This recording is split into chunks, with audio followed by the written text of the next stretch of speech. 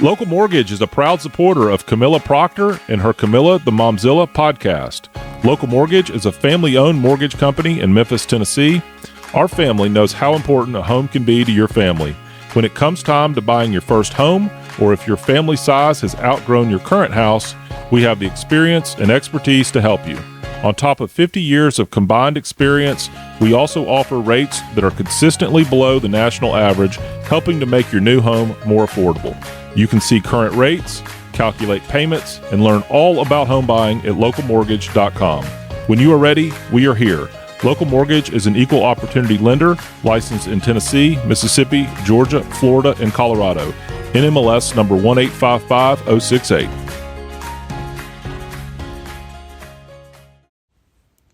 Are you thinking about buying or selling a home? Let's make it happen. My name's Emma, and I'm a real estate agent here in Memphis with Coldwell Banker Collins Murray, and I'm here to guide you every step of the way and would love to connect with you. Give our office a call at 901-259-8550, or you can reach out to me directly at 901-592-8149. I'd love to help you get started and help with all your real estate needs. Talk soon.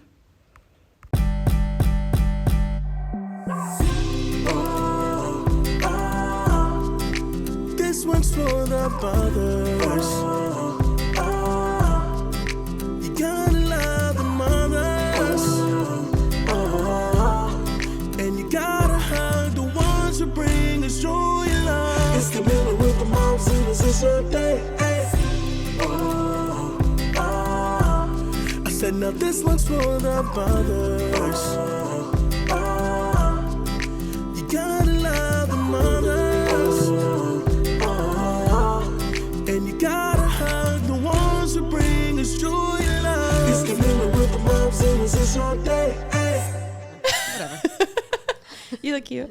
I was supposed to do my first podcast with my mom because I haven't done this in a while. Yeah. And so we were going to talk about, can you hear me good and everything? Yeah. Okay. But I was supposed to do my mom, and we were going to talk about like my pregnancy with John Henry because I went through a lot of crap, and then delivery and everything. And then we got sick. Like we had we think we had the flu and norovirus or whatever. Norovirus, yeah. It's like a stomach bug. Yeah. And the flu, it was bad. We were out for like over 2 weeks. Yeah. Wade as soon never as got it though. Lila turned 5 months old, she had the stomach bug. Oh my God. Then she got a UTI from that. What? Take her to the hospital. How did you know? Because she didn't pee? So it started off like she's had really bad diarrhea for like a day. And I was like, this is weird. She didn't normally do this. So I think the next morning she like woke up, and I mean, she was hot, like running a major fever. And you know, when you just get that mom instinct, I was just like, something's not right. Yeah. So we took her. They were like, she's got the stomach bug. It's okay. You just got to let it run its course. And I was like, oh my God, this is horrible. We're going to get it, whatever. And it was just sad. Like she was like, we were nursing like in the doctor's office, and she was just burning hot. Like I was so worried about her. What was her fever? I think it was like 102 or something like that, 103. Yeah. Yeah, it was bad. And then, so she threw up like twice that day, diarrhea. Well, the next morning, I found blood in her pee. Like that, like I saw it in her diaper. And I was like, I literally immediately started flipping out. I was like, something's going on. Like, even when we left the doctor that day, I was like, I don't know. I just feel like it's more. Yeah. I leave the doctor a lot feeling like that. Yeah. I'm just like, I don't know. I'm not just convinced that it's this. Like, I don't know. It's your first kid. Yeah. So when I saw the blood in her urine, I was like freaking out. Like we called immediately. We went in, and you know, they were of course like, are you sure it's not her poop, like her stool or whatever? And I'm like, no, like I know this is her bladder. Yeah. Anyway, she had a UTI, and it takes like a week to get those results back. And they had, or like a couple, whatever. It was a weekend we went into. Anyways, it felt like forever. Yeah. So we get those results back, and they're like, yes, it's UTI. So then you have to go to Baptist to get testing on her like kidneys and just make sure with her pee, like it's not going back up in her kidneys. I don't know. Yeah. I'm not an expert, but anyways, there was nothing wrong with her kidneys. She just got it from all the diarrhea. Wow. Yeah. It's just crazy. Like That's it was terrible. crazy. Yeah, it was horrible. And then of course she gets this horrible cold, but we were like, she's not sick now. Yeah, thank God. Yeah, thank God. It took forever. It's terrible. And So- seeing them throw Yeah. up so little is terrible. Yeah. It like it breaks my heart. Well, especially, I mean, I feel like it makes it even worse when you're breastfeeding because you already don't know how much they're getting. Yeah. Every time you feed Yeah. them, you know? Yeah. And they just throw it all up, and I'm like, Oh. jeez. Well, I'm glad she Anyways. made it through that. Yeah. Yeah. And- And we somehow didn't get sick. I don't know. Good. So, I don't know. I think the stomach bug like affects kids more, but I don't know either. Not an expert Well, when either. we went, the doctors were like, y'all gear up because you're going to get it. Yeah, huh. That's interesting. Never done. I don't know. Where are you working? BSN Sports. Okay. What was that? I'm a sales rep for them. We sell anything like on a football field, Okay. gear. That's cool. Yeah, it's crazy. Like literally anything you see in athletics, Yeah. like in any sports. That's fun. All the things. Anyway, thank Yeah. you for coming on here. Yes, I'm excited. I'm excited to hear Yeah. about your story of becoming a mom. Yeah. And so I'm just going to let you take over and start from the beginning and Okay. tell your story. Oh my God, from the beginning. First off, I feel like I've had my entire life, like I just feel like I've wanted to be a mom. Yeah. Like I don't know. Like I just felt like there was part of my life missing always. Like me I too. just feel like I was meant to be a mom. Me too. I don't know. I know exactly what you mean. Yeah. Obviously, I've always wanted to be a mom. I knew when Casey and I got married, like our journey was going to be different, Yeah. and it was scary Yeah. because obviously it's just not as easy. Yeah. And also we live in a place where like I couldn't just ask some. There's not a lot of gays in Memphis who are trying to have a baby. Really? Like period. I just don't. I mean, at least I don't know a lot. I wasn't close to a lot. I wasn't Yeah. friends with a lot. So I feel like Casey and I kind of went into this blind, like, and just Yeah. had to figure it out ourselves. Yeah. Which, I mean, it was fun. It was stressful. It was emotional. But I mean, we got married and we knew we wanted to have a baby. So we just kind of like blindly went into the process and, learned like through our doctors. Okay. I was going to say, was it Google? Like, how did you So, figure all this out? Honestly, social media, like I follow a couple like same-sex couples that have had babies. Okay. So I feel like I learned a little bit through there, but ultimately like we went to the Fertility Associates of Memphis. I don't know if you heard of that. Anyway, so we went there. One of our family friends who struggled to get pregnant kind of told us which doctor we should see. Yeah. So we went and saw him. Am I allowed to say doctors on here? Yeah. Okay. Yeah. Dr. Brazina. Absolutely amazing. Like, Good. he's so sweet. Anyways, so we went there just to like, what does our journey look like? Cause Right. like it's different. So he kind of talked through the process with us and, you know, the differences in like IUI and IVF and like, do we have to do it a certain way and all of that. And like, obviously my biggest question and the thing that was so stressful for me, and I probably Casey too, was just the donor process. Yeah. And like, you know, What is that like? honestly, that was probably the hardest part for me mentally, and her too, just because it's just, that is what I feel like I didn't, like there was just no resources in Memphis. Right. Or no one I could talk to Right. about it. So I'm trying to think, gosh, we went to our first appointment with Dr. Brazina. He kind of told us, you know, we'll try IUI a couple times. Obviously financially having a baby for a same-sex couple is way more expensive, you know? Wow. Yeah. So, you know, he was talking about like how many times we would try IUI before we tried IVF. And that was something Casey and I had to talk about like financially because IUI is significantly less expensive than IVF because it's like non-invasive. Right. Right.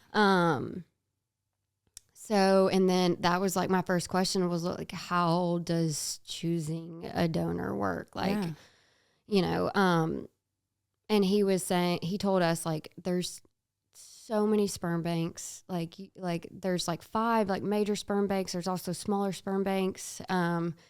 And we that was the research we kind of had to do on our own. Like, he told us of a few popular sperm banks. Not popular, just like well known. Okay.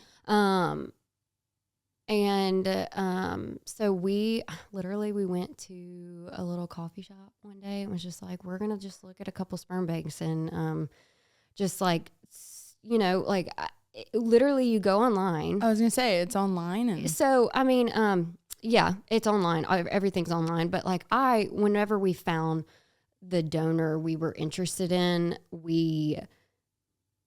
I called.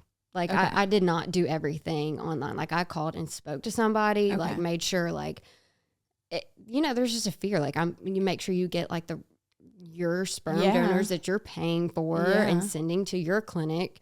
Yeah, that's a lot. A lot of trust. Yes, it was a trust thing. But it was such a great experience. And honestly, the hardest was just, like, us feeling like we found the one. Yeah. And yeah, it was that was the searching for our donor was hard, but we found someone that like we felt like was he kind of just gave off vibes of like a family member, you know, like someone like we knew we could see ourselves be close to. Okay. And obviously I had to get testing done to make sure that like he didn't carry anything that I carried that would like we both would like give to like the baby. Clash or something. Yes, yeah. Okay. That was probably the worst word. Clash. I know. I'm trying to think. Genetic testing. Okay. God, I could not even think of the word. It's been so long since not really so long, but it feels like forever. Anyway, so I had to do genetic testing. The donors have to go through a very extensive like genetic testing process and make sure that they're healthy, their family background, their health they're like literally we know the health of like his parents. Okay, wow. And his parents' parents. So yeah, what is it like? What does it say on the description? Like, so it depends on the donor, like how much they give, I guess, like the information. But like with our donor, we were able to see like lifetime photos from like baby to now. Wow. Yeah, and that's not you don't always do that. That was important for us, and important for us was like obviously the health. Right. We were able to listen to like an audio interview. So that kind of is what really helped us. That's really cool. Feel like, wow. Yeah, like kind of just feel like when we found the one, we were like, okay, we're going to do this. So I called, we obviously sent the vials to our fertility clinic here. And then that's where it got started. But the donor process, what was so stressful. And then once that was over, I was like, okay, it's in somebody else's hands now, you know? Right.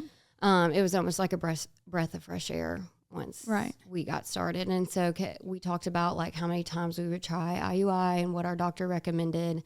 And he kind of recommended we go the IUI route first, obviously. And he was like, I think that you guys should maybe try like 2 or 3 times and then we'll talk about IVF. Okay. And I got pregnant off the first round of That's IUI. Awesome. Wow. So our very first try. Fertile Myrtle. Yeah, seriously. And I know that's just not the case for everyone in our situation. So we got really, really lucky. And we were not expecting it to work that fast and that easy for us. And it did. And we got really lucky. Yeah. I somewhat know what IVF is, but I never really had to go through it. And obviously when we have another, I might have to. Right. I mean, my doctor did say, you know, IUI, when you're a good candidate for the first time, you should be. The second, unless you have like trauma from birth. Right. And they like test all those things and check everything before at the fertility clinic. So fingers crossed it doesn't take us as long like the first time, you know, to get pregnant again. But so IUI worked for us the first time, and we stayed at the fertility clinic for the first like 12 weeks. Okay. It's the same for everybody. You know, anyone that has trouble going through through fertility, it's the same process. Okay. I don't know if you're familiar with that. And then you like get sent to your regular OB. Your OBGYN. So the first 12 weeks or 11 weeks, something like that, we at the fertility clinic, it's great. You get like ultrasounds like every single week. Yeah, that's awesome. It's amazing. Yeah. So, I mean, literally, I went, I guess, right after we got a positive pregnancy test, and then we went every single week after that. And he watched the baby closely, making sure everything was healthy, everything looked good. And then we were handed off to our OBGYN. That's- so like we graduated. You graduated. Yeah. Yes. Yeah. That's so interesting though that like you have to be there for 12 weeks. That's crazy. Yeah. I don't know necessarily if you have to. Okay. But like there's things that the fertility clinic does to help your chances of getting pregnant higher, like the progesterone. Yeah. Like I had to take extra progesterone just to make sure. Not that, I mean, I think I was extremely fertile. Yeah. And I'm not a doctor, so like I don't know. Yeah. I think I was extremely fertile, but they do things regardless. Right. So I took extra progesterone to, you know, I guess it helps your chances. it helps your chances, but also like obviously you need your progesterone levels to be high, I guess, when you have a baby. So you keep doing that for a certain amount of time. Yeah. I think I think Did you have to do the shots? no, like the inserts, like Oh, you did. yeah, Okay. it's like the little pill, like the Okay. thickness, you know. Anyways, super exciting. Yeah, that I was very ready to be done with that. I Yeah. think I did it for like 9 weeks. Wow. Yeah. Yeah, but I don't know if that's a process for IVF. I don't know if you know anyone who's went through. I do. Yeah. I do. One of my best friends did, and Yeah. man, Oh, yeah. it's a lot. Yeah. It's a lot. It's of hard, stuff. And, yeah. And you will do anything to have your baby. So Yeah, but and- it is a lot. Yeah. And that's how Casey and I went into it. Like we are still willing to do anything, and like I Yeah. will go through IVF if I need to Yeah. for the second one. Honestly, the emotional and mental toll that the getting pregnant part took on me was like the hardest. Yeah. Just because I didn't know if it was going to be easy. You know, obviously I wanted to be the one to carry. She doesn't I was gonna ask you, what She- were y'all's conversations like with She's that? never really wanted to carry. She knew she wanted to be a mom, Yeah. but she didn't want to carry, and I have always wanted to Yeah. carry. Yeah. So that was easy. Okay. That was Well, easy that's for good. us, and I know for other same-sex couples it might be harder. Yeah. You know, that conversation, but that was easy for us. She just knew she never wanted That's- to, and I've always good. wanted to, and I'm like, I will literally have 10 kids. Yeah. She's like, I'm 2 and done. I'm like, Really? yes. Okay. She's like, I just want to have 2 kids, but I'm like, I really want 3. I don't know. We'll see. So with the IUI, Mm-hmm. they're just inserting it inside you. So IVF, I mean, they're doing it themselves, and then they know gender and they know health of the baby and everything. So we did, like, ours was like just a normal like Right. process. Okay, like, okay. like obviously it goes through like a catheter. So we didn't know Yeah. the gender. Oh, okay. Yeah. We didn't know. We didn't know anything. It was Yeah. just like a normal process. Right. So we got to do like a gender reveal and everything. But that was after like we graduated the fertility clinic Right. or whatever. So when did you do the gender reveal?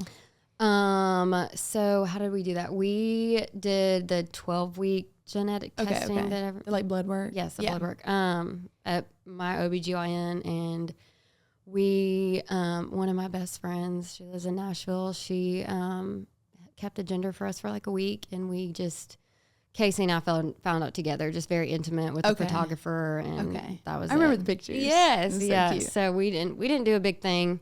We just wanted to know. That's but literally we did not care whether we were having a boy or girl, as long as they were healthy. Yeah. I feel like everybody says that, Yeah, but but it's seriously, the like, truth. the Yeah. second you get pregnant, you just don't even care. Yeah. You don't even care. You just want to make sure your baby is healthy. Absolutely. Like your mind just goes crazy. It's like, whatever. I just wanted a healthy baby. But seriously, when I was 7 weeks, I was like, it's a girl.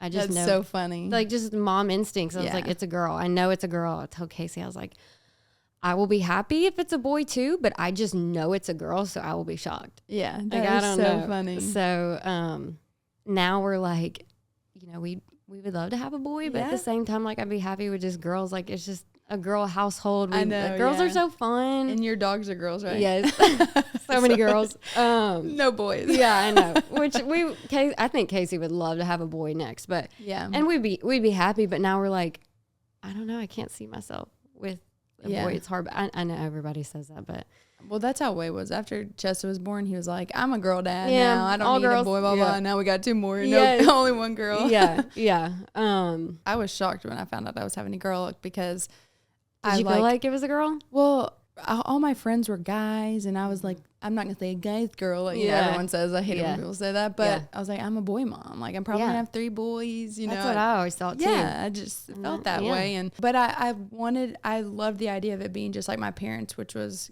girl, boy, girl. So you know, whatever. Yeah, but and then you have like just a little built-in best friend. I know, and you think about that because like. My mom is my best friend, and we definitely butt heads. Well, we don't really butt heads anymore because I'm older, and now I know what it's like to have a daughter, and I'm like, I want her to love me, be my best friend forever. Yeah. But yeah, I think about that all the time. Like, Chessa is my only girl. Like, she's gonna be hopefully my best friend forever, and the boys, obviously, they're my little best friends too. But they're gonna find wives one day, and I want them to put their wife first and not be the little mommy's boy. You know? So even though that's hard to say. Yeah, I know. Oh my God. I know. I'm like, oh my God. Thinking about Lila growing up, I'm like, we look at her all the time. I'm like, we're so mad at you for getting bigger. Like, stop. I know. You're not allowed to grow. I don't want them to like. It goes so fast. So like, fast. I just blinked and she's 7 months old. And people always are like, I don't like when people tell me like time is flying, enjoy it. Because it is chaos. Like, I am literally, like, you see my house, like, I am surviving right now, but I am really trying to enjoy it. When you have anxiety, though, like you said, you have anxiety. Oh, my God. It is kind of hard to, like, enjoy it. But sometimes I just have to take a deep breath and just, like, really look at them. And, like, when they're playing, I really just, like, look at them and look at their face and their hands, just everything. I'm like, okay. And then I can take it in because John Henry, he is, wow. He's, like, has a personality and, like, starting to really speak well. And I'm like, where's my baby? Yeah. Now I really feel like I can breathe. Yeah. But now I'm like, oh, I want to be pregnant again. Yeah. But I need to when chill they're out. that young, it's just like you are their like whole world, you know, at that point. And you're just like, I never want you to. What is that saying people say? Like the days are long, but the years are short. Like I have never felt that so much so until you have a baby. The days are exhausting. They're long. I feel like I've aged 100 years. Honestly, I'm like, am I even old enough to have a baby? Like, I feel that way like, too. Yeah. Sometimes I feel really old. And then other times I'm like, literally barely have a social life. But if I go out and like see people like from my past, I'm like, oh, hey, I'm like in high school again. And I'm like, I am a mom of 3. Yes. Like, are we old enough to do this? I know. Is this like our generation or does everyone feel like this? I don't know. Every day is different. It just goes by so fast. Like time is truly a thief. I know. It really is. Yeah. It's so sad. That's why you just gotta keep having more. Yeah. And honestly, until I was 5 months postpartum, I feel like I wasn't even on this earth. Like, you know, like it's all just a blur. I know. It's crazy. Hormones and hormones are a crazy thing. They really are. They are wild. I feel like they need to make it mandatory to get your hormones tested to like help moms get through this postpartum stuff because times are different now. Yeah. They really are. And, you know, back in the day, you know, the women weren't really working. Mm-hmm. They got to, maybe not all of them, but they got to stay home and take care of the kids. And now you add the stress of work and it is really hard. Like leaving your kid is so hard. It's the hardest thing ever. It's truly the hardest thing ever. And with Chessa, like I was just like working my butt off. I was pregnant. I had like over 40 weddings while I was pregnant. Yeah, you were it in was the thick ridiculous. Of it was insane. I don't want to say I regret it, but because it's, you know, helped me with my story and make me who I am. But it makes me sad when I think about it because when I booked all these weddings, I didn't really think anything. I thought, okay, I'm only away from her for 9 hours. You know, that's fine. No, I don't want to be away from her for 10 minutes. Yeah. And it was really hard. I mean, I literally, when I started back work, like I felt like postpartum depression hit all over again. Yeah. You know, it's just, I don't know. It's our instincts and it's natural for us moms to be with our babies for a long time. And some people are lucky and can take off a whole year or some people don't even have to work and they're so lucky. I feel like you learn so much from your first baby. I don't know. I wish someone told me what the first 48 hours were going to feel like, you know, and it like what labor was going to feel like, or not feel like, but like what it mentally was just going to do to you. Like, I don't. How was your labor and everything? Did your water break? Like, tell me your story. Crazy. It was wild. It was so fast. That's good. Yeah. Well, I mean, literally the amount of nurses that were like, I cannot believe this is your first kid. Because she flew out? Yeah. It was awesome. The whole process was so fast. And It was awesome. My doctor was like, "Don't brag about that," but like, I'm like, it was scary. Like, I don't. Yeah, what happened? So, were you at home? Or? Yeah, we were sleeping. I was dead asleep. It was like 2 a.m. and I woke up from feeling contractions. Mm-hmm.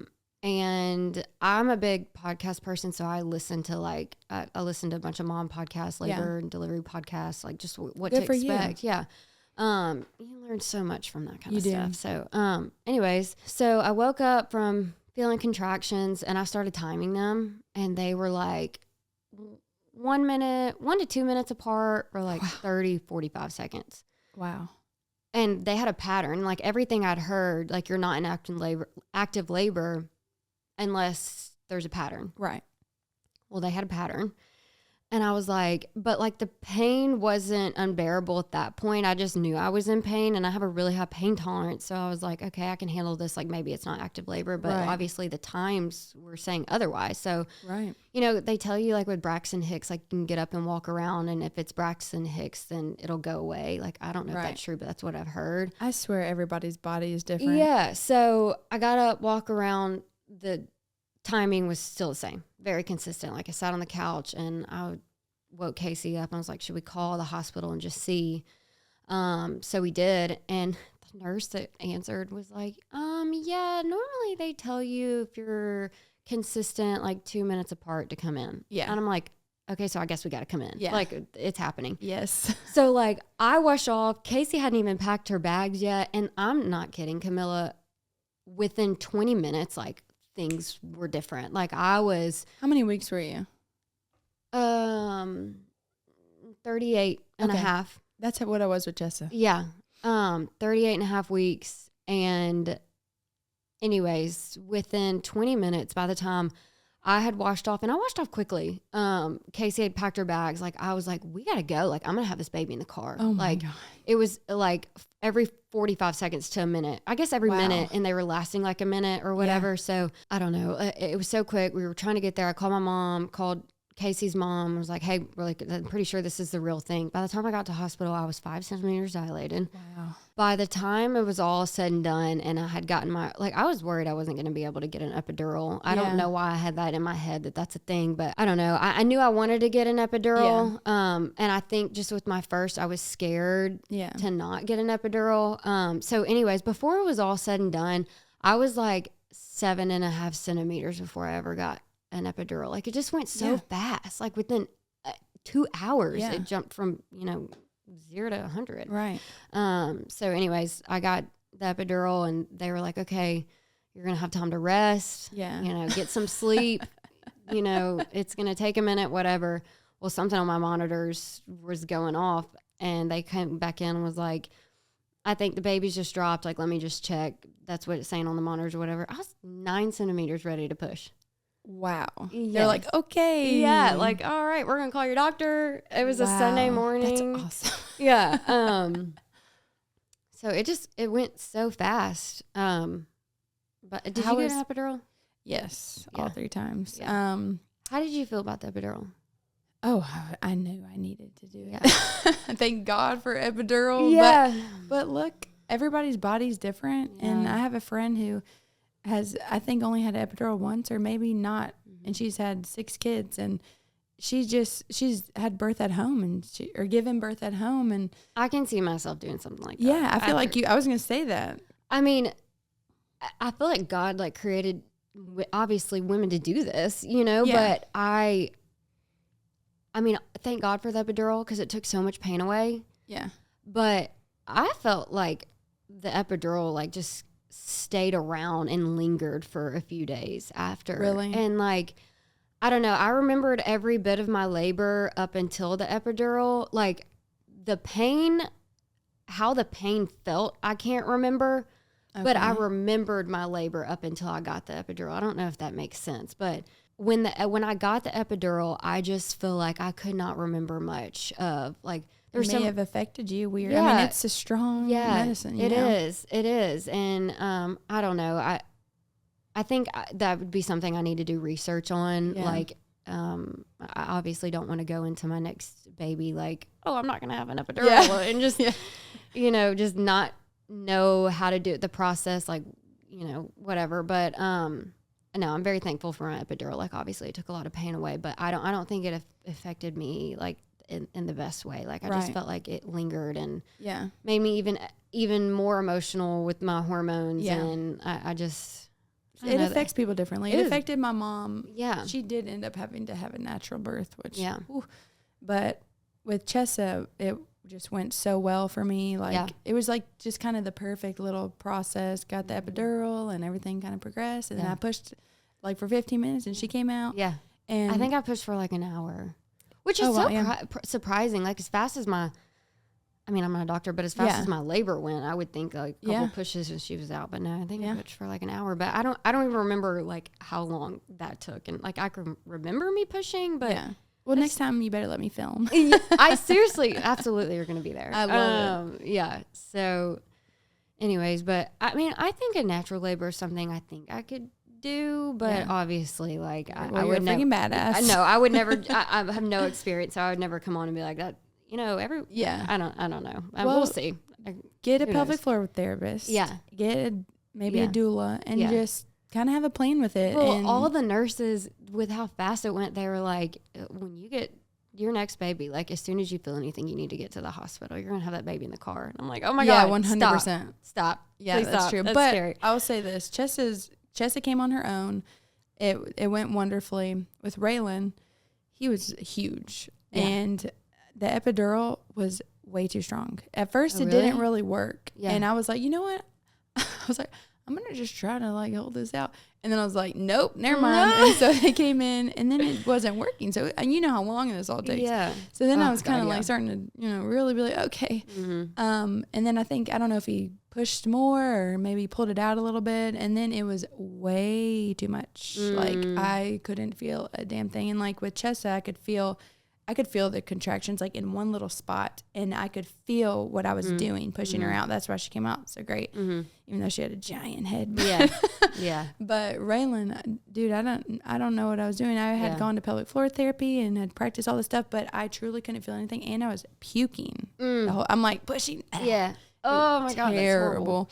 And so that could have been the epidural. I don't know, Yeah. But I feel like my epidural was good too. Like I could feel the contractions. I could still feel what I was doing. See, that's what honestly, you want. if it was any stronger, I feel like I would have hated it. Exactly. And even more. Yeah, I hated it with Raylan, and because I didn't know what I was doing, and he was so big, and I finally got him out, but it was rough. But I definitely knew I wanted another one, or another epidural with John Henry. But his happened so quickly. I had a wedding in Martin, so like 2 hours away, and I was 39 weeks. I would have not even left my house. The bride, her mom was an OBGYN. Oh, okay. And Well, the bride was like about to be accepted into school to become one. So I was like, if this happens, this is best case they're scenario. Gonna deliver it in a wedding dress. That'll be a great story. Yeah. I literally, it's such a wild process. It's crazy. I love it. I'm filming so many births now. I freaking love it. I do too. We're incredible. Women are insane. Yeah, we are. But thank God for epidurals. Yeah, thank God for epidurals. I mean, like, it's kudos to you if you can do natural. Like, women are crazy. The women who do it natural, like, amazing. Freaking rock stars. I wish I could. Especially now that I'm not gonna have a kid, I wish I could like have that experience. But at the same time, with the pain that I felt with John Henry, I mean, I guess I would have been able to do it because that's your child and you're gonna do anything for your child. But I was scared I was gonna pass out. Yeah. Like, it was so crazy. Yeah, I feel like I'm like one of those, just like never say never. Like, we'll see. Yeah, good. But I don't know. That'd be amazing. You might be able to you have a high pain tolerance. I thought I did with soccer. Like, we would, you're punching each other out there, getting kicked in the guts. Like, but. Dang, I don't know. I don't know. Now I hit my elbow. I'm like, oh. Yeah. But isn't it, do you remember what a contraction feels like? Yes. See, I don't. Like, I don't know why. Like, I know a lot of women talk about that, but like, I can't remember the pain. I just know I was in pain. Yeah. Like, I can remember I was in pain, but I can't remember what it felt like. Yeah. No, I really remember because I knew that Wade wanted that to be our last child. And my pregnancy was so rough, so I did want it. I did say, like, this is the last one. Did you have a rough pregnancy with all of them? No. I mean, Raylan was pretty uncomfortable because he was so big and low. But no, John Henry's was crazy. Yeah, I had so many things happen to me that were like rare, and I'm so thankful he's healthy. It could have been way worse. Like he could have been diagnosed with something, but I went through a lot, and like I was still working, like I never stopped working. Yeah. So it was just a lot. I hate to say this, but like pregnancy was easy for me. Like That's how it was for Chessa and me. Yeah, I loved being pregnant. Like Same. I was my best self when I was pregnant. Same. I loved it. That's why when we got pregnant with and I'm Raylan, I was like, fingers hell crossed. It's like the same thing for all of them. yeah. I But know. I felt it's different when for I got everybody, pregnant with Raylan again. Yeah. I felt myself again. Yeah. Because my postpartum was so bad after Chessa. When I got pregnant, I was like, wow, I'm feeling good again. And then I'm like, why do I feel so good? I was pregnant. Yeah. So Or I people understand should what talk- you mean. Yeah, and like postpartum was hard for me. Like I had a great pregnancy, but postpartum was just so hard. Yeah. Like the first 48 hours was so difficult. What was difficult about the 48 hours? First off, just being in the hospital the first 48 hours was like just a blur. But I cried every 10 minutes. Like I was so emotional, and I'm not a crier. Yeah. And I feel like I wish people would talk about that more, because like I don't know about you, but like, and I've heard women go through this, but that first initial connection you have with your baby, like I thought it was going to be like, you know, like immediate. Yeah. It just wasn't how it was That for happens me. a lot. Yes. And like, I literally thought there was something wrong with me. I'm like, I'm going to be a terrible mom. Like it was scary. It's the scariest feeling ever. And no one talks about that. No one tells you how normal that is. Yeah. I seriously thought there was something wrong with me, something wrong with Lila. Like there's just I was just never going to feel a connection with her. Yeah. As soon as I got home from the hospital, it was like immediate connection. Good. You know, and that's why I like wonder how much of that had to do with the epidural for me. I don't know. Or just not being at home. But those first 2 days were hard, because I like look at her, knew I loved her. Like Absolutely. It's just, you can't even describe the love you Yeah. have for a human being like Yeah. you created.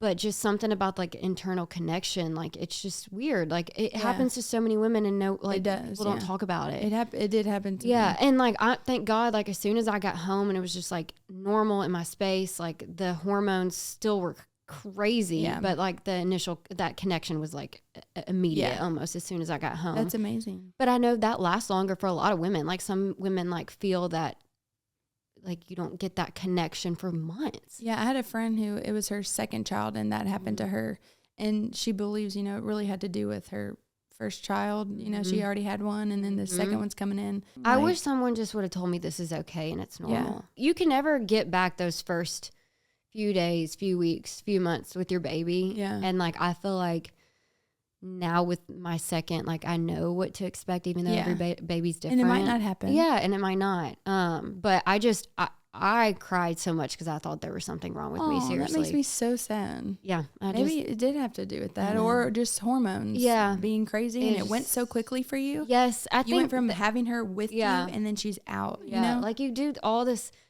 at least I did, like listen to so many podcasts, read so many things. And so I felt like I knew what to expect going into it, but not one time did I hear about anyone say like that initial connection might not be there. I know. Thank God I know not everybody chooses to breastfeed, and like a fed baby's the best, whatever, but thank God for breastfeeding for me, because I think that helped that initial connection. 100%. The second I put John Henry on my boob, Yes.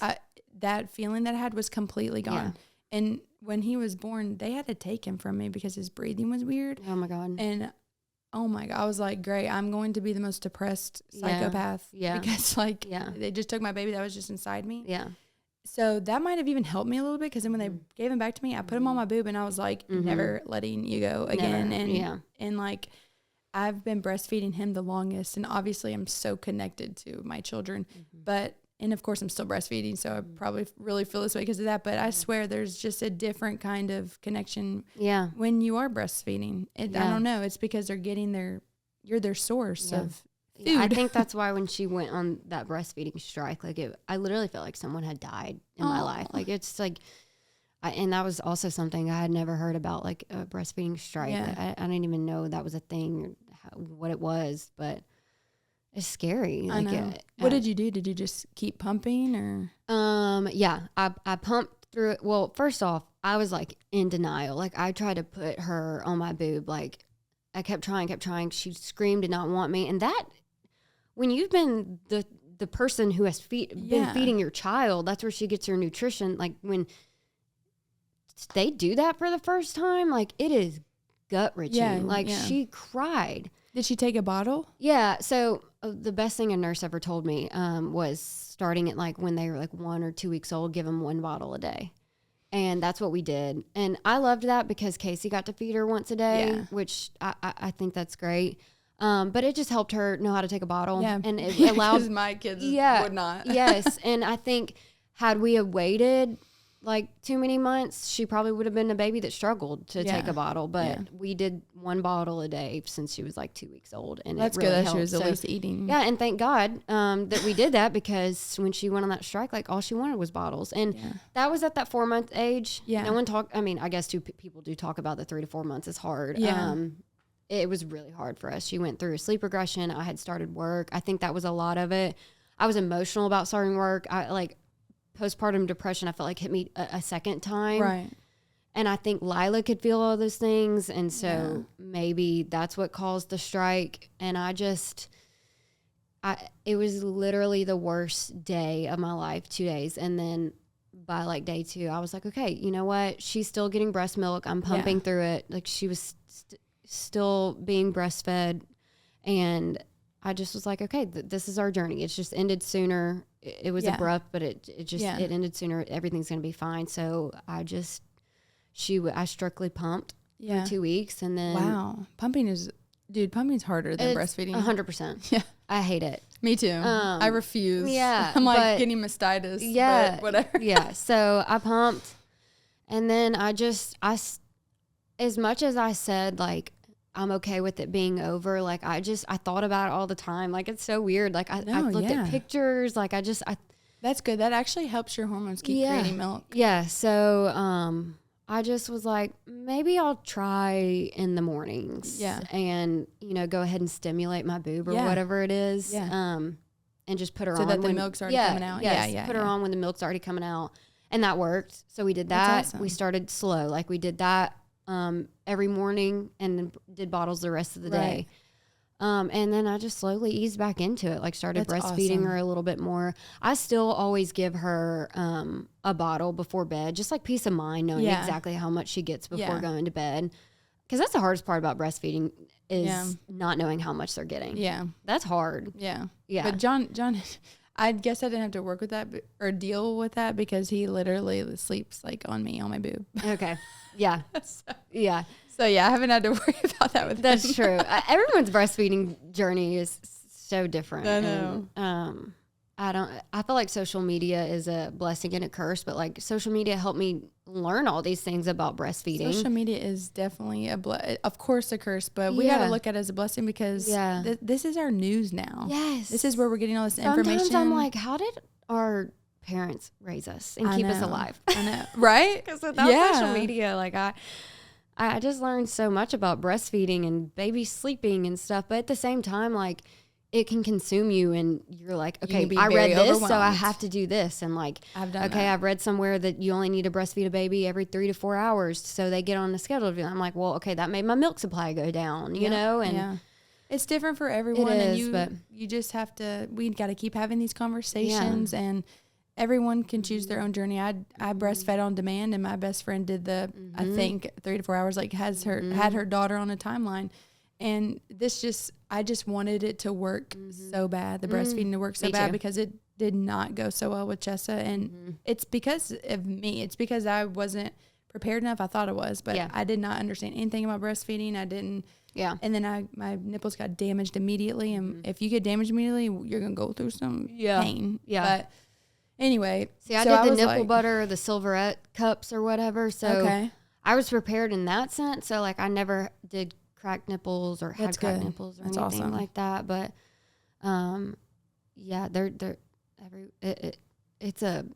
the hardest part I feel like for after having a baby has really been the breastfeeding journey, even though I love it so much. Yeah. And it's finally gotten easier now, but it's once hard. you really and get thank to God I saw you when she went through that breastfeeding. I know, strike, I was like, keep I going. had never heard of it, and I just was like, oh my God, I was in the thick of it. It was so sad.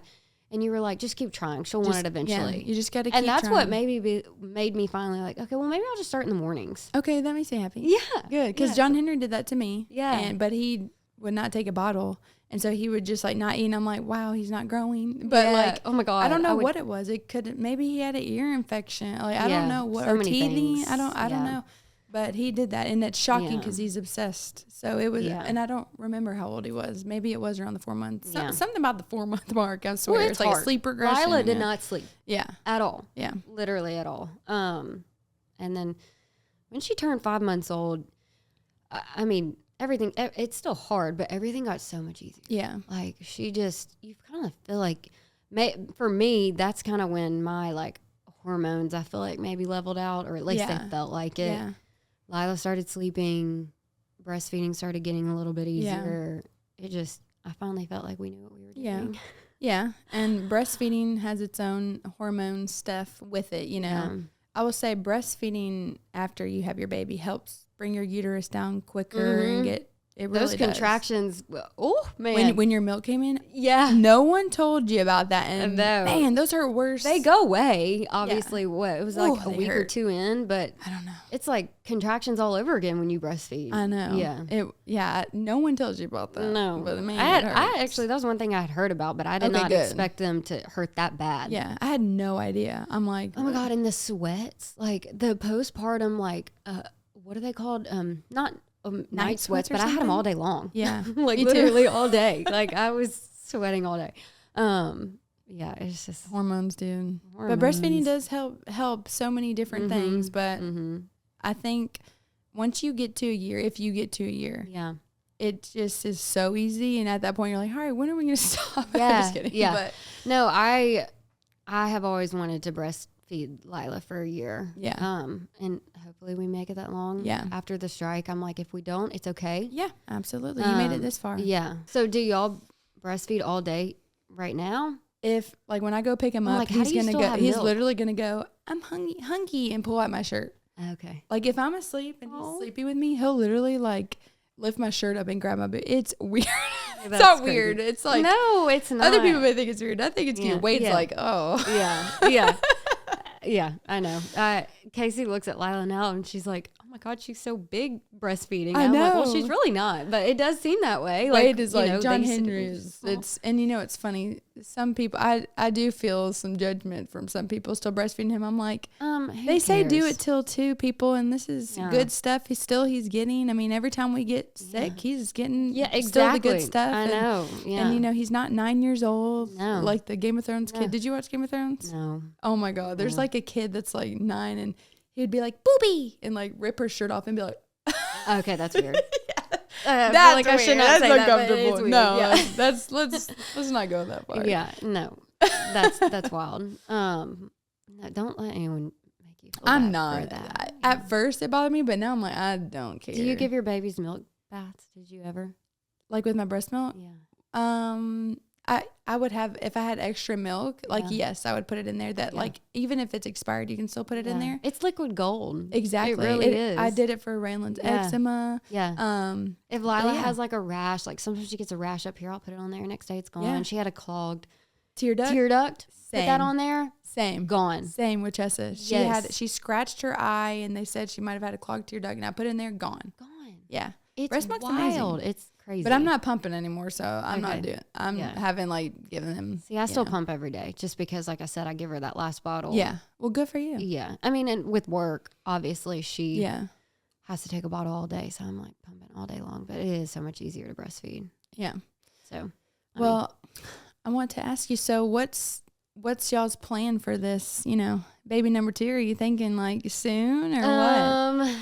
Yeah. I mean, I turn. I'm 28 now, right? Yeah, I'm 28 now. No, I don't even know how old I am sometimes. Yeah, I'm 28 now. I want to have a baby, another one before I'm 30. Yeah. So I mean, I foresee our kids being like 2 years apart. Yeah, that's awesome. And we purchased enough sperm, so all of our babies will be the same dad, or Same What donor. do you call it? Same donor. A donor. Yeah. Okay. Yeah. You got to tell me. No, it's okay, but people don't know. Yeah, he, same donor. He's not the father. He's not the dad. Okay. Yeah, that is weird, actually. Yeah, but it's totally okay. Like, no, people don't know that. But that's why I wanted to have you on here, because this is probably I don't want to say controversial. I don't know. This is an interesting topic that nobody knows about. And how has that been with you? With I know that may be too personal, but how has it been with you dealing with that? It's been hard. It's been well. I mean, okay. No, it's been. I feel like it's been amazing. Like I said, the only thing we ever run into is if someone's like, "Well, who's the dad? Like, what's the donor look like? Do you know this?" That's kind of crazy that people ask you that. But I'm like, Casey and I are the moms. Yeah, and they're like, he's not the dad. He's not going to be in Lylla'S life. Like, right. So there's like he doesn't even know. No. Okay. No, he doesn't know who we are. We don't know who he is. Right. We know everything about him because he's like obviously his health, like what he did, just a lot of background information about him. Like we've seen pictures and stuff, but we don't know him or where he is or who he's from, like where he's from. No, I feel like it's been like a normal process for it has not been normal, obviously, leading up to getting pregnant. But as soon as we got pregnant, everything else has just been like a normal. Right. I mean, when she grows up and she asks us that question, like, I think she will feel lucky that she has two moms. And she has father figures in her life. And obviously, I wish my dad was here to meet her. You have been through a lot. Yeah. But, it's kind of a blessing because Lylla looks just like my dad. Kenzie, like when you posted her picture, my stomach dropped and I was like gonna cry. I was like, whoa, that's really insane. Yeah. She looks just like me and my dad. Yeah, it's crazy. Like I'll look at her and like really feel like I'm looking at my dad. Me too. I'm like, this is, I don't know. I just feel like that was a God thing. Like 100%. And when I saw you at the photo session, I was like, I hope that doesn't I can say that to you. Yeah. And I mean, it's amazing. Like I feel like I have a part of my dad here looking at her now. Mm-hmm. It also has made it hard. Like I feel like, grief never ends. Yeah. But it's like it started over again when I had her. Really? Like the second she came out or? I think I honestly, the first few months were like blurry, but it started to really creep in because you just think the hardest part, oh my God, I'm going to cry. The hardest part for me is it's obviously him not being here, but I think about like what kills me is like thinking about like he would want to be here. Yeah. That's I'm like, he would love this. He would love her. Baby's always loved him. Yeah. So I think what makes me so sad is that he's missing it. Right. Like, I don't know. I think about all the time, like, how am I going to raise Lylla to know him? Yeah. But yeah, I hate that he is missing it. Which is so, grief is weird for everybody, but I think that's what gets me the most is that he's missing it. So yeah, when Lylla came out looking just like him, it was like the best. That's the first thing I said. Like I had her and remember like one of the first things I said, like she was still over there on the table. I looked at Casey and was like, she looks like my dad. Oh my, I would have just like literally yeah.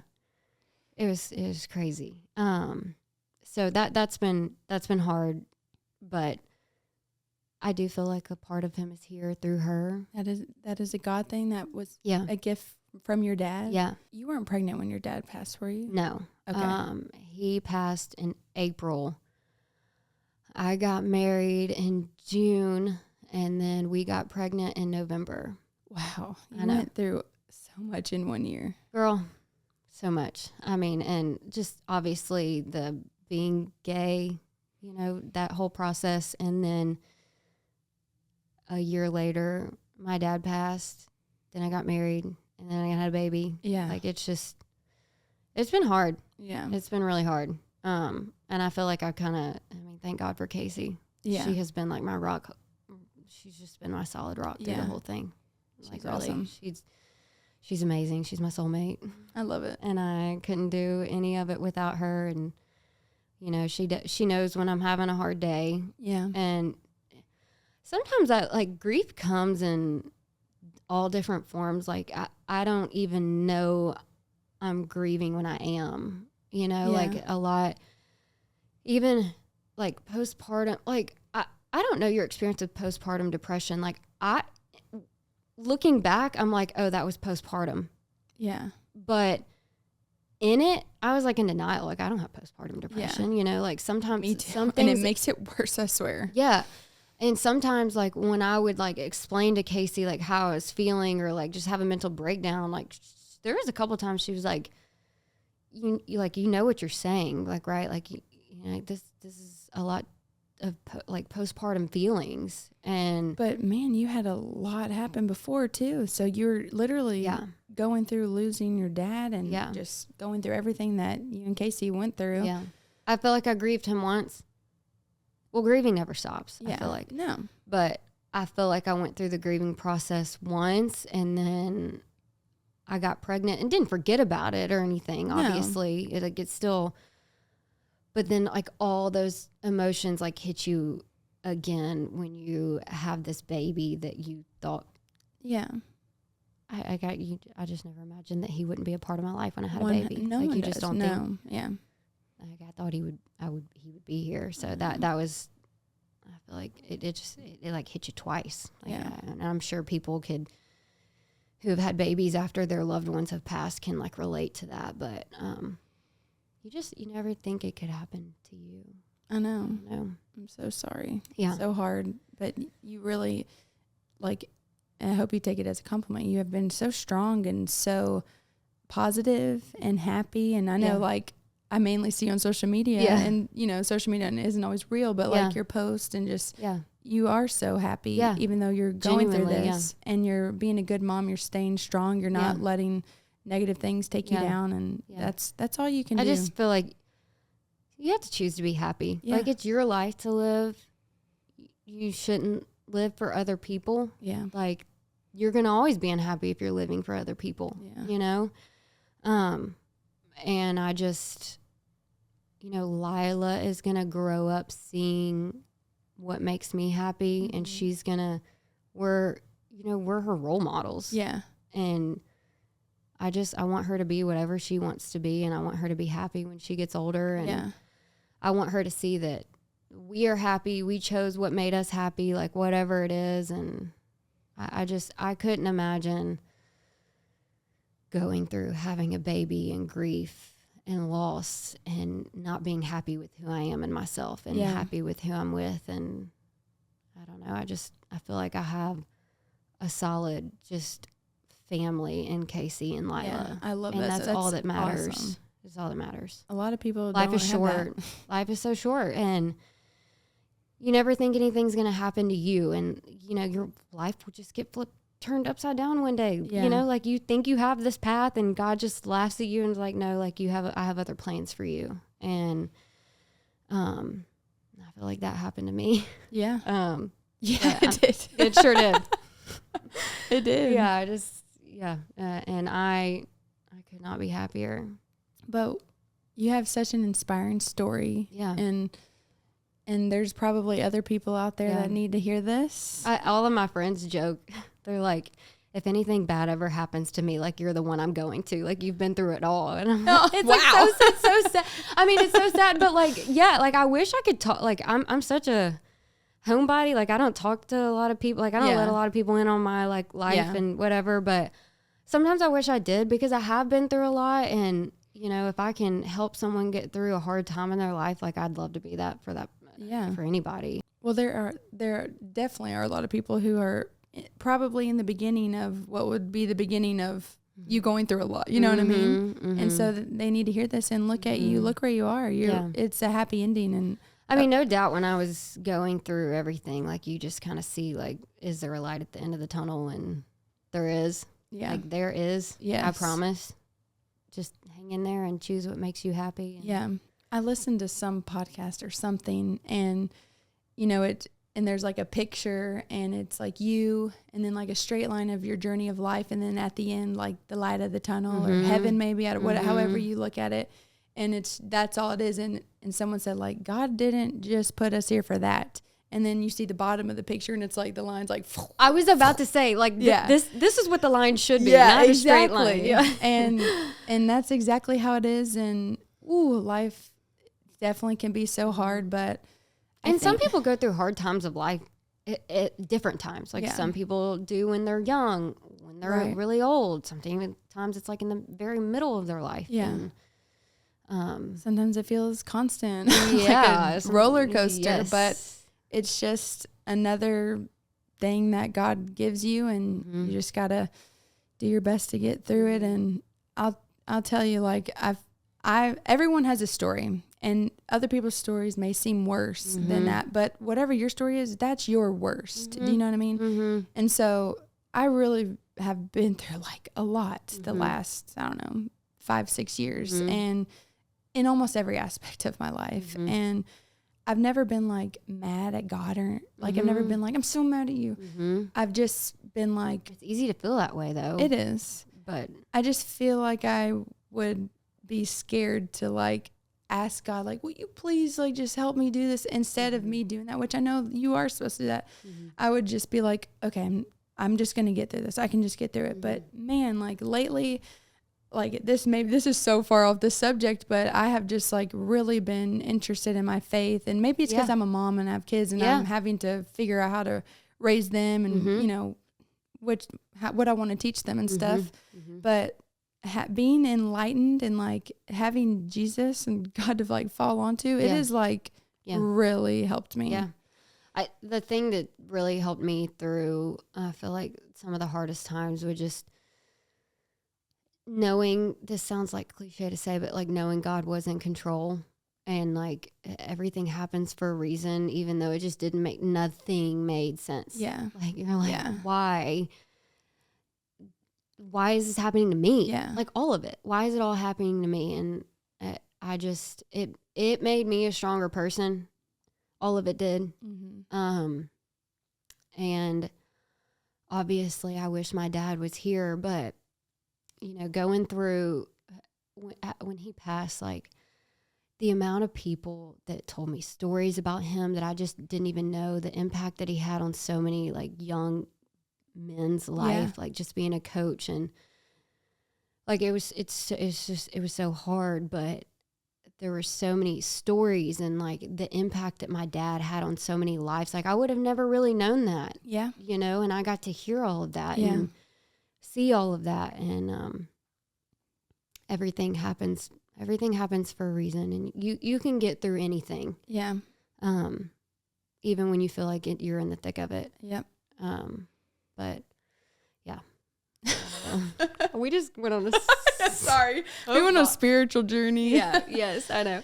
But I love that your faith is strong like that. That makes me so happy because some people might not know where you stand with your faith.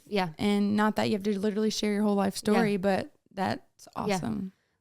It and you know, I grew up in a Christian home, and that's never changed for me. Obviously it is controversial, like, you know, whatever, but which is so weird to me. Like I grew up Catholic, but I'm like obviously, which is Christian too, but our goal is to literally be as much like Jesus as you possibly can. My relationship with God got stronger when I went through everything. Period. Because there are, you know, Christian people out there that are like, they don't, I don't know if they don't like gay people, but they think it's so wrong. And 100%. In this day and age, 100%. It's crazy to me. And I can see like the extreme stuff. There's extreme everywhere. There's people that are Christians that are taking it to the extreme. Jesus wants us to love everyone. Like I've been getting into like the history of it, and like even though I'm Catholic, but I don't remember all that stuff. But now I'm like so into it. I watched The Passion of the Christ a couple weeks ago. Have you watched it? Yes. Oh, I can't watch it. No. I've never cried so hard in my life. I can't watch it. Chessa like walked into the room and I was like, wait, Yeah. I have to get her out. Yeah. She's going to think like I'm dying or something. Yes.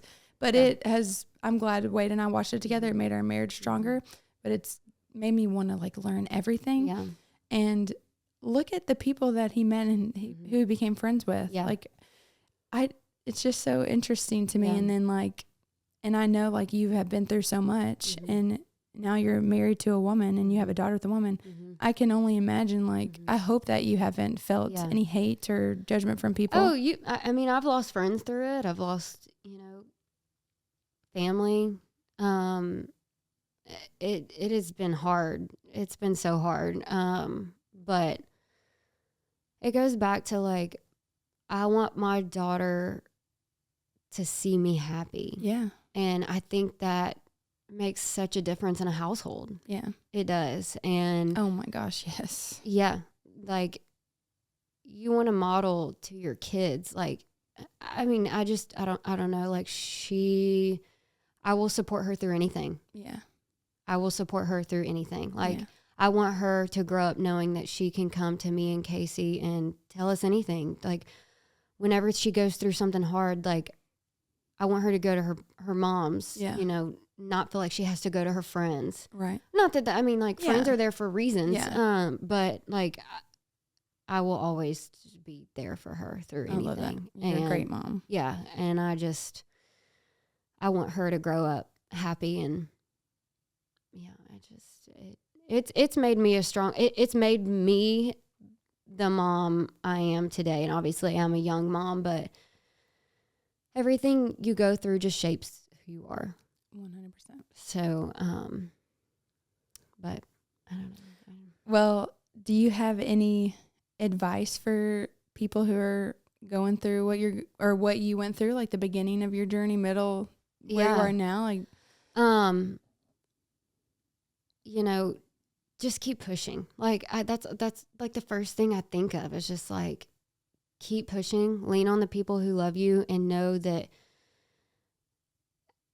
you are being put in this situation for a reason.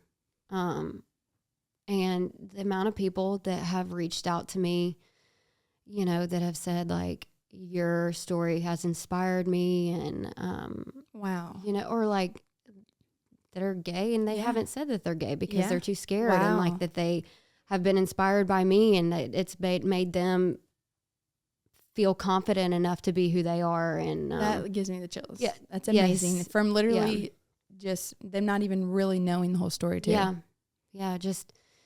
And I feel like especially where we live, like it's hard to find, we don't, like Casey and I think back, like we don't really know, we're not close to anyone to really know anyone currently living in Memphis that are two women having a baby. Yeah. It's just, I don't know anybody. Yeah. No. And I don't know. Yeah. I think, when I finally like came out and just, it was very overwhelming the amount of support I had because I was like, we were scared. I was scared, like and there's a ton of people that didn't support me through it. I lost people like through it. They voiced that to you? Oh yeah. Oh yeah. And some people you just kind of like lose silently, but yeah, to go back to your, just keep going, keep pushing, do what makes you happy. You can get through it. And if anything, I can help you through it. Yeah. Like if I can be someone, like I said, like there's a lot of people that reached out to me, over social media or whatever it was. Like, how did you become so confident? And I think I've always been like a confident person. Yeah. And it's like, I knew what I wanted. I knew what made me happy. Yeah. And I knew that I was not willing to sacrifice my life for other people's happiness. Yeah. And I don't think anybody should. And so if that's my advice, that's so strong. And that's great advice. And it there's was a light at the end of the tunnel. Yeah. And you have to be happy. Yeah. And like, I don't know, like we're close to her family, we're close to my family, but like my core family is Casey and Lylla. Yeah. And Casey has gotten me through the hardest times of my life. Yeah. And she was the person that was there through it all. And now we have this little baby that we share. And it's just like, she's given us even more of a purpose. Yeah. You know? My gosh, yeah. Like she is our purpose now. Yeah. And being a mom, like there's nothing like it. There is nothing like being a mom. It's so rewarding. It's so hard. Every day is different, but you just see the world through like your kid's eyes, and I'm excited for her to get older, even though I'm so mad at her for growing up and getting big. But I know it's going to be so fun, and it gets better. And it is going to be so fun. And it's so funny. People, will say like, once you have kids, life's over. But I think what they mean when they say that is just maybe you lose sleep for sure. Maybe sleep is out the door. I agree with, but maybe a few years life of your is life gets kind of a little bit. Yeah. But what I feel like people mean by that is just like you said, it goes by so quickly, and it's just insane. It's like life felt so slow. Yeah. And now that I have kids, it's so weird. It feels completely different. And I have I've wanted to be a mom forever. Like in my diary that Chessa has in her room, it's like, if you're my kids reading this, I love you. I'm like, I remember writing. Isn't that funny? So precious. That's so sweet. But you're so right. Like being a mom is the best thing ever. Mm-hmm. It is so hard, but having conversations like this, getting through it. 'Cause back in the day, people didn't talk about this stuff. Even now, people don't talk about this stuff. No. And sometimes it's hard to find. It might be out there, but sometimes it's hard to find. And so I'm so thankful that you came on and talked about this because I'm sure, like you said, you've had people reach out to you. And if we can make a difference in one person's life with this, it's freaking worth it. 100%. I believe that to my core. Yeah. Like women are strong, and there needs to be a little more mom groups to help each other get through it. Because I know. Maybe we can do a mom book club or something. Yes, I'm so down. Everyone's process is different, but like it's crazy. You may not know the person, but there's a lot of people that go through the same things. Mm-hmm. And you can find answers out there and help and advice if you just listen and are connected with the right people. Yeah. And you got to put yourself out there. Yeah. Yeah, for sure. That's why that you're doing is I'm so inspired by this little podcast that you're doing. You got to come on more. Girl, I will. We can talk about more stuff. I said this like a year ago, but I want to get more microphones and just have more conversations like a this. whole table of just and it can even just be moms. fun. Yeah. It doesn't have to be emotional. But like what was your day yesterday? Yeah, exactly. What did your kid do yesterday? I know. Well, thank you again. Yes, and thank you. So happy for you. I'm so proud of you. You're a badass mom, and I can't wait to see what the future holds. Yes, I'm excited. Baby number 2. Yes. Hopefully soon. Yeah, we'll have another episode just for it. All right, let's do it. Yay.